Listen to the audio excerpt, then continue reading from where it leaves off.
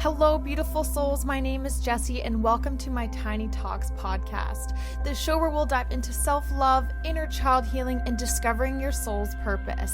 I look forward to chatting with you every single week and helping you grow exponentially in all areas of your life. Without further ado, here's today's Tiny Talk. Hello, you guys, and welcome back to another episode of Tiny Talks. I hope you're all having an incredible day, had a wonderful weekend. Tomorrow is Valentine's Day, so I'm sending you all a little bit of extra love on this day of love. I hope you all can find some capacity to also pour some love into yourself and not forget to tend to all of your own needs and emotions as well. So I am so excited for today, and I think the title of today's podcast kind of stems into Valentine's Day in a way, not necessarily the theme, but particularly the name. So kind of the theme for today's episode is, do you need to stop and smell the roses? So I'm going to be diving into a little bit about what I mean by that, but basically I want to talk about why slowing down might be exactly what you're needing in your life. And so this is something that I don't think is really talked about very much. You know, we're living in a very hustle-oriented society where we like to have 100 things on our to-do list, and it looks better when we're productive, and we look more successful when we're doing all these things. But it's also super important to normalize that actually slowing down and stopping to smell the roses is exactly what gets us to point A to point B, so we're able to actually make it to point C. So one question I want you to pause and ask yourself right now in this moment is if you're overly or under committed to your goals. So I want you to just sit with that for a moment of what comes up for you when I ask that question of, are you overly or under committed to your goals? Do you find yourself stressed about it? Do you find yourself doing 100 things a day? Do you find you're letting yourself down? Do you find you're waiting for the perfect time to get started? And I want you to just sit with that response that your body and mind is giving you in this moment as I flow through the rest of today's episode. So the reason this kind of subject came to par for me and kind of came up in my mind is because I used to be a very go with the flow type of person.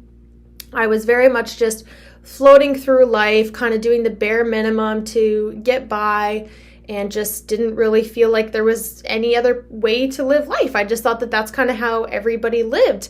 And I didn't recognize that it wasn't going to get me anywhere, right? It's like getting in a vehicle and having no destination. You're just going to be driving down a road without a destination. So almost like that floating feeling.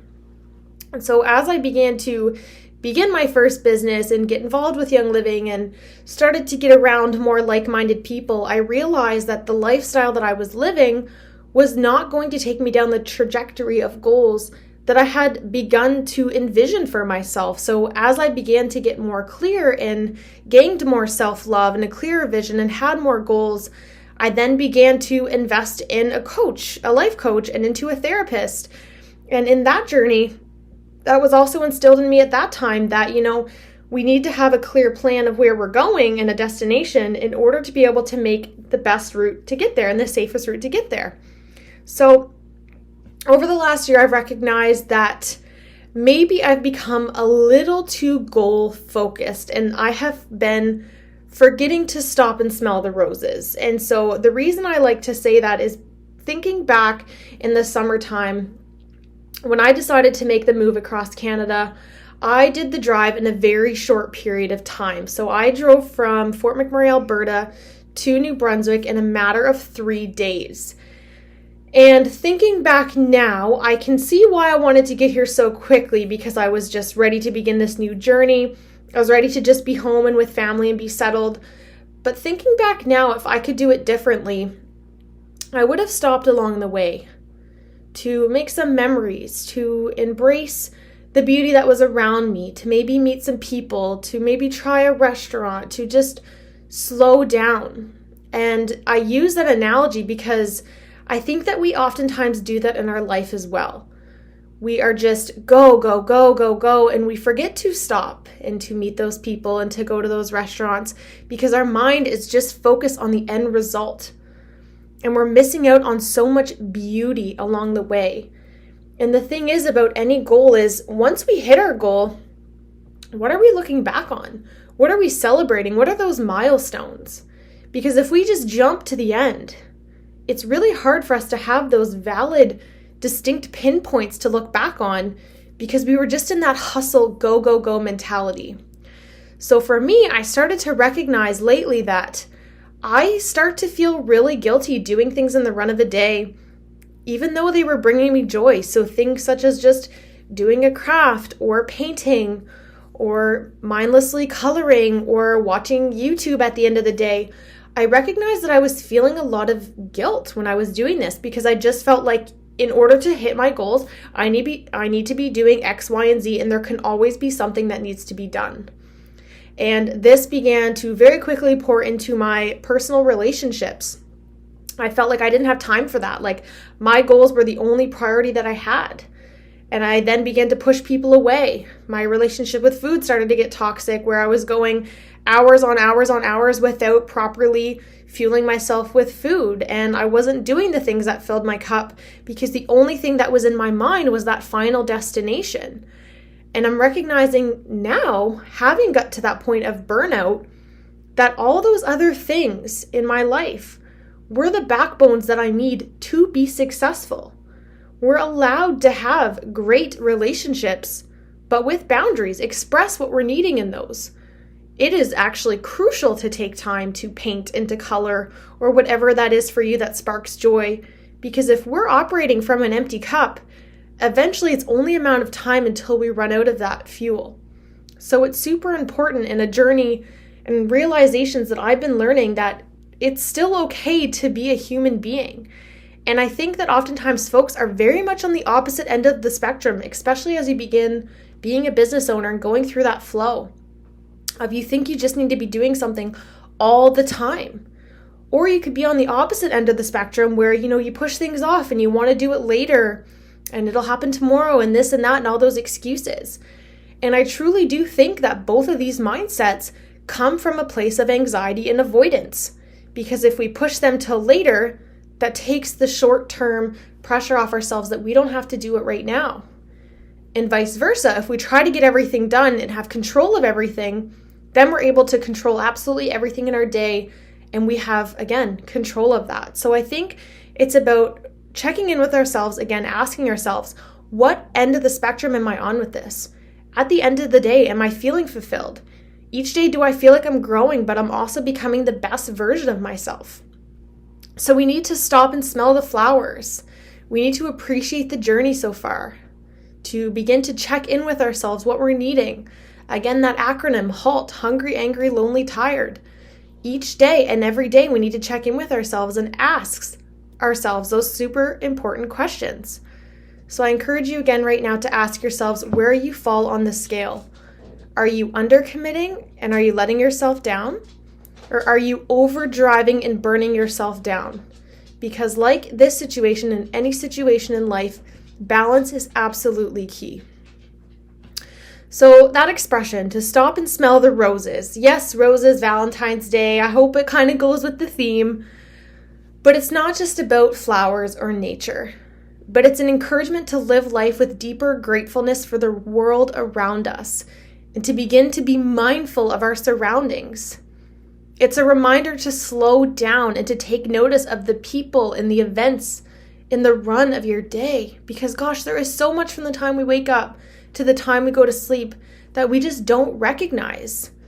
I often think again of times where I'm just out for a walk with my pup and I'm just looking down or I have a podcast in my ears and I'm just so hyper focused on that I forget to look up, to look at the trees, to look at the sky, to look at my environment, to wave and smile at those passing by. How often do we go through the run of our day without recognizing those things in our immediate surroundings? This is oftentimes when we can find ourselves getting hurt because we're not paying attention to our surroundings because we're so in our head. But the more that we're able to be present in every moment and begin to shift that, the more our mind will begin to look for that. Again, it's that retraining of our mind. So we want to begin to see beyond the ordinary and begin to see the universe through a different lens.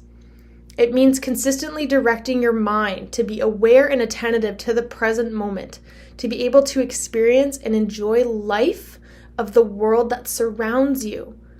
That is so beautiful to just think about for a moment. And one thought that kind of just surfaced in my mind right now was this evening when I was at dinner with my family, my grandmother was sharing a story about this older woman that was in her life, and this woman was 101 years old. And she told my grandmother, as my grandmother used to work in a nursing home, that one of her biggest advices for life was the only thing that we have when we get to old age is our memories. And that really struck my heart of recognizing that we do need to stop and smell the roses. We need to make those memories. We need to live life. And yes, I am goal-driven. I am passionate. And I think that that is a wonderful way to live and wonderful characteristics. But we also need to make those memories to appreciate all the things that have gotten us to where we are and all those gaps in between that are getting us to where we're going. So I really wanted to share that because it just really tied into what I wanted to share with you guys tonight. So I have a couple pointers here, and then I kind of want to go into 4 reasons why slowing down will actually make your life more successful. But before I dive into that, I just have a couple points that I kind of want to go over as far as stopping and smelling the roses. So in that scenario, or in thinking about that, basically what it means is to focus on what's truly important in our lives.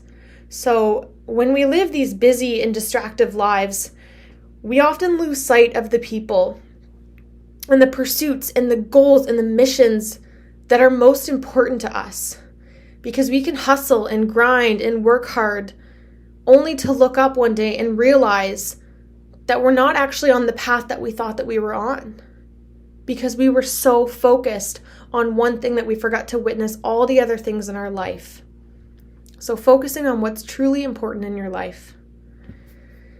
Staying healthy, both mentally and physically. So being busy, and busy in a toxic way, often leads to stress. And chronic stress will wear you down, both mentally and physically. Stress is actually very, very hard on our body. It produces cortisol, which is bumping up our immune system, bumping all of our functions into overdrive, which is going to cause exhaustion, maybe body aches, different psychological effects that can have on us. And this is actually something that psychologists are referring to as a condition called the hurry sickness. It's basically a form of anxiety fueled by our constant rushing, that need to go, go, go, go, to squeeze every last thing we can on our to-do list in the run of a day, just to get all those things done. And this has actually become so popular that, like I said, psychologists have now named this. So hurry sickness, I definitely encourage you to look that up and ask yourself, am I experiencing this? Am I experiencing hurry sickness? Am I that go, go, go person? Am I experiencing an abundance of stress? Right? These are all questions that only we can ask ourselves, as we are the only ones who are able to take action and put in proper boundaries to tend to these things for ourselves. And the last one on that point is to be more productive. And I know this can sound, counterintuitive, but rest is essential for productivity. And like I was saying earlier, with me enjoying to do art and crafts and watching YouTube and listening to podcasts and doing all those things, we need to remember that in order to be productive, we also need to have rest. We need to do those things. When we rush and hurry through our work, we're more likely to make mistakes, forcing ourselves to go back and redo the things that we could have gotten right in the first place. So go slow, enjoy the moment. Allow us to bring our energy and mental focus to our work. Take that time to slow down so you can show up as the best version for yourself. I think of this like back in high school or in university when you're studying all night long for a test, and by the time you get to that test, you're so tired from studying all night that you can't even remember what you studied. Whereas if you were to backtrack and study that one night amount of material over a span of 2 weeks and got a good night's rest and ate a good meal, you're much more set up to be successful on that test. And life is no different. if we take the time to do things every single day, to pour into our cup, to fill our brain, to nourish ourselves, we're able to show up and be the best versions of ourselves. So now I'm going to go over 4 reasons why slowing down will actually make you more successful. How exciting! And how awesome is that we have the ability and the control to change those lifestyles and things in our life that can help us go on the road and the trajectory to be successful and optimize as the highest versions of ourselves. So the first one that I have on here of the 4 reasons, reason number 1, you'll have greater clarity, meaning you'll have a bigger understanding, a bigger why, a bigger mission. It'll just make more sense. And so I just encourage you to ask yourself of what's the point of hustling and go, if you're going in the wrong direction? Too many people work tirelessly down a path that won't give them the results that they want. I'm going to say that again. Too many people work tirelessly down a path that won't get them the results that they want. Basically, it's like running on a treadmill. You're working, but you're not going anywhere. And I think that the more that we're able to slow down for clarity and to come back to our reasoning, the more we're able to reroute ourselves. So again, that drive across Canada, if I would have slowed down, I likely would have made less mistakes on the drive, making the wrong turn, ending up in traffic when my maps would have told me that there was an accident, etc., etc. So when we slow down and get clarity, repaint the picture, repaint where we're going, we're able to avoid some of those bumps. So a great and helpful tip for having more clarity is to schedule time to check in with yourself. Reflect on your intentions and observe the challenges or opportunities that are showing up in front of you. Ask yourself, what has worked for me this week? What is not working for me this week? What can I tangibly look at to see if it's getting me closer to my goal? And that's why it's so important to set up our goals in a very strategic way that we can pinpoint to be able to show our success. So for example, with this podcast, I'm able to see the exact amount of downloads that I've gotten. So if my goal is X amount of downloads and I can see that I'm at X amount of downloads, I know what that gap is. So I'm able to recenter myself to get clarity of where I need to go from there. It's the same thing with any aspect of your life. So remind yourself to slow down and you'll have greater clarity on where you're going. The next one that I have on here, number 2, of how slowing down will actually make you more successful is that you can't pour from an empty cup. So I've kind of already talked about this, and I think it's something we all know, but something that we know, but we often forget / try to pretend that we can. So you can't keep working and creating the life you want if you aren't able to perform and actually do those things. So if your goal is to succeed, then you should be willing to take time to honor what your mind, body, and spirit need in order to stay healthy and productive. So in any given day, we get 24 hours. So really there's no excuse to not meditate, to not exercise, to not cook a healthy meal, to not journal, to not drink the water, right? To not find time to do those things that fill our cup. So just to put into perspective, the average person spends 53 minutes on Instagram per day. That's just the average, and I'm sure that this has heightened a lot in the last 2 years. And that statistic is not including Facebook and Snapchat and LinkedIn and Twitter and all those other social media platforms. So claiming that slowing down is a privilege or a luxury is actually an excuse. Because the thing is, you guys, is you and I and everyone else in the world has the same amount of time in their day. We all have 24 hours. We all get to choose what we do with that time, right? Oprah has 24 hours in her day. Jay Shetty has 24 hours in his day. You have 24 hours in your day. I have 24 hours in my day. It's about optimizing your time. However, recognizing that we can't pour from an empty cup, so how are we going to find the time in those 24 hours to make sure that we're tending to ourselves? So be sure to check in with yourselves. How are you optimizing your time? How are you finding those cracks in your day to make sure you're optimizing those 24 hours? Maybe it's getting up 20 minutes earlier, right? Maybe it's going to bed earlier. We all have the same amount of time, and it's so important that we begin to recognize that we are the only ones making the excuses of not being able to get things done. Number 3, you'll harness the power of emotion. So too many people fail to see the benefits in their emotions. Our emotions are literally what drive us in the run of a day. Our emotions are a guide, and they send help. Our emotions are literally a guide, and they help you to take inventory of what's happening in and around you and how to best respond. Successful people manage their emotions, and they don't let them trigger bad behaviors or actions. There's a mantra that I want to share with you all that I have chatted about before, but it's such a simple concept that I think we forget about. And it basically is, if you can name it, you can tame it. So by slowing down, you can feel the emotions you're experiencing and describe them.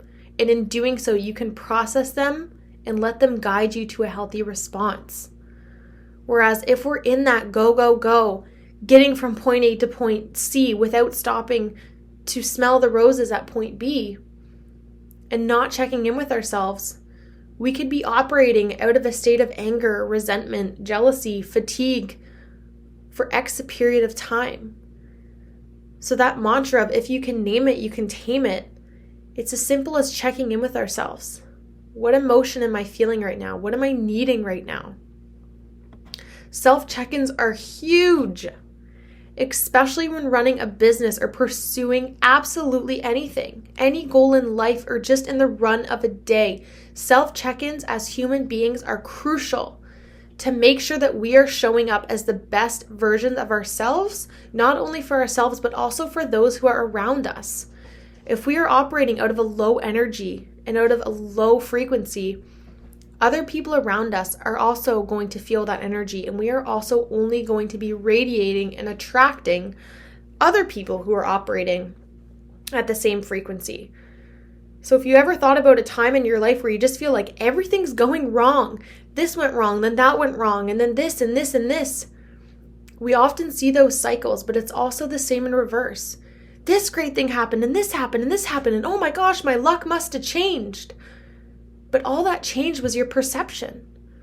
All that change was your mindset. And so when we're able to come back to that and harness the power of our emotions and name them and tame them and take control of them, we are optimally on a better trajectory to be more successful. So check in with yourselves. It is crucial for us, no matter what your walk of life is, to slow down and to have that mind-body connection.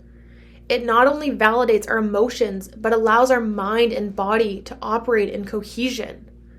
And when we're able to identify what we're feeling, we're then able to better set up to tend to our emotions and give ourselves what we need, which and then actually improves our relationship with self-love, which then pours into our productivity, which then pours into our ability to take a leap of faith and to be more successful. So harness those emotions, name those emotions, and tame those emotions. The last one that I have on here for why slowing down will actually make you more successful is because you'll actually make better decisions. So what good is hustling all the time if a single decision can undo all the work that you invested? To put it simply, your mind is like a car engine. If you always have pedal to the metal, the engine will redline. It will overheat. It will fail. When you slow down and make time for rest and meditation, you lower that baseline for mental stress.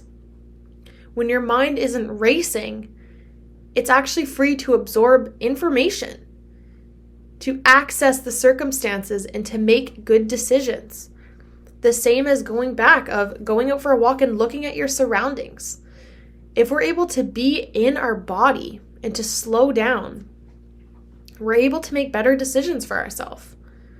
Think of, for example, if we're acting out of a state of fight or fear.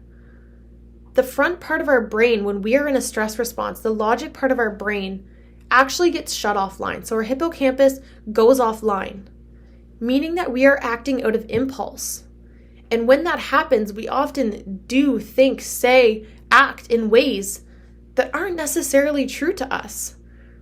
We're acting in a way out of not having that logic part of our brain. And I think oftentimes we live out of this state. And then when we're able to get to that grounded state of ourselves, we reflect back and ask ourselves, what was going through my mind? Why did I do that? Why did I say that? And when we're able to slow down and do those check-ins, that is why we're able to make better decisions and then in turn able to be more successful, because we have our head on our shoulders. We're centered, we're grounded, we're making decisions from the logical part of our brain, not out of impulse. So that's the fourth point that I have on here of how slowing down will actually make you more successful. It'll give you the ability to make better decisions consciously out of a good part of your heart and mind and to critically think about it. So in saying all this, you might be thinking, okay, great. I want to stop and smell the roses. How do I do this?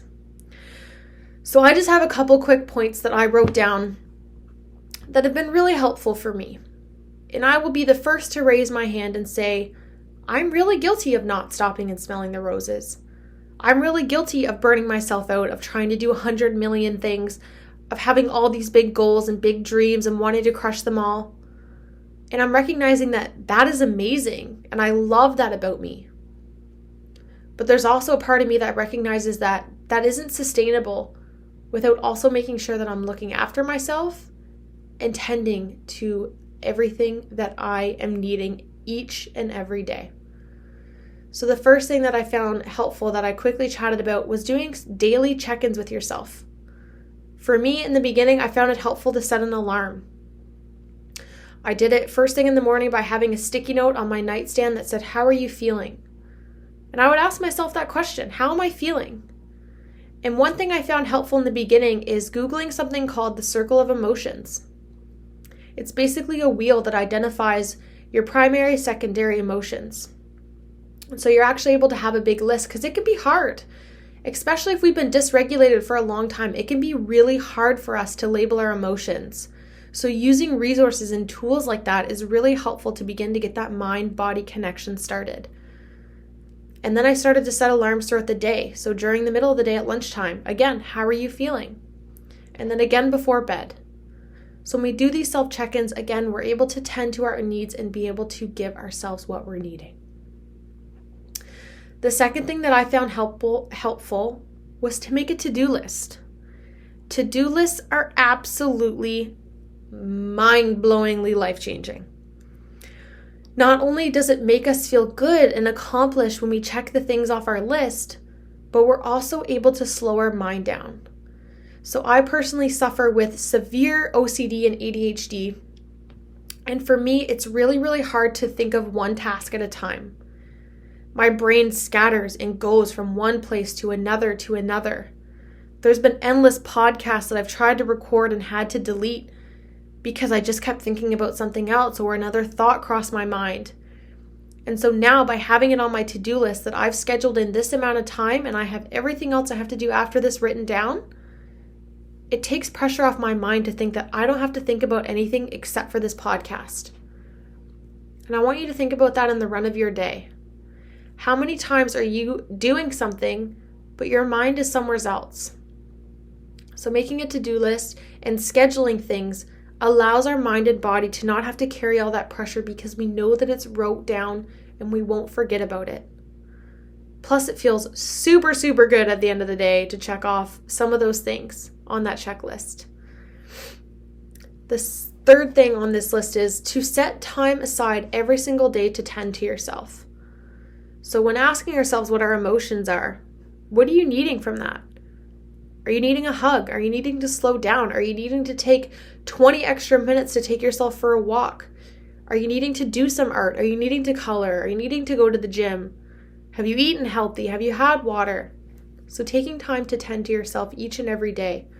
I've recognized for me this works best first thing in the morning for the first half an hour of my day and the last half hour of my day. I make sure that I have no expectations for that time. It is simply me with myself tending to whatever I am needing. And that has worked for me. The next one on here is to set clear boundaries. So with anything in our life, boundaries are absolutely everything. But when it comes time to stopping and smelling the roses, we need to make sure that we have clear boundaries in place to make sure that we're not veering off our path. Because yes, it's important to stop and to reflect and to appreciate and to look at our surroundings. But it's also important that we have those boundaries in place, because if we don't, we can easily get sucked into our old path. We can easily fall off our trajectory. We can easily veer away from our goals and dreams. So having clear boundaries with yourself as well as other people. This has been life-changing for me, and I can guarantee will help you substantially on your growth journey and on your way to becoming the best version of yourself. So that is everything that I had for today, and I'm really passionate about this subject because I know how hard it can be to actually slow down. Or again, if you're on the opposite end of the spectrum, I know that it can be challenging. I've been on both sides of the spectrum, and we can easily bounce back from one to the other. And I think that that's okay to an extent, and why those check-ins are so important, so that we catch ourselves before it becomes a routine or before it becomes too repetitive. You are so deserving of anything you set your mind to, and your goals and your dreams and your missions. That is so incredible. But remembering every single day that we have one unique chance on this earth, one opportunity to live our life. And as important as our goals and everything is, it is also important to live our life, to appreciate the things around us, to look up at the blue sky and the trees and those wonderful people that are walking the streets while we are, and all the pets and just everything in life, to stop and appreciate all the things that make us happy. So I encourage you now, after listening to this, to ask yourself, again, where do I lie? Am I overly or under committed to my goals? What's one step that I can do closer to getting towards the middle of that scale? If you're under committed, how can I commit a little bit more? How can I challenge myself and get out of my comfort zone? If you're overly committed, how can I begin to slow down? How can I begin to get more clarity? How can I pour into my cup? How can I harness my emotion? How can I begin to show up and make the best decisions for myself? I just want to say that if you are even beginning this journey, I am so proud of you. I am so proud of you for just believing in yourself, or at least faking it till you make it, to just try to become that best version of yourself.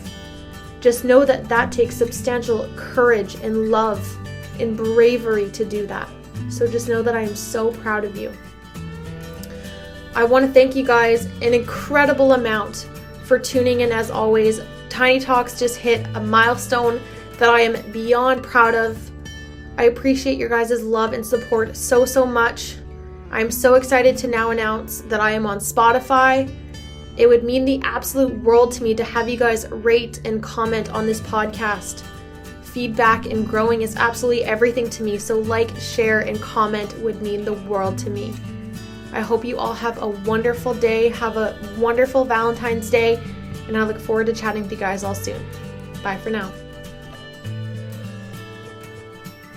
Thank you all so much for tuning into this week's episode of Tiny Talks. If you're looking to connect, you can find me on Instagram at JessieBrown13. I look forward to chatting with you all next week. And remember, get out of your head and into your heart.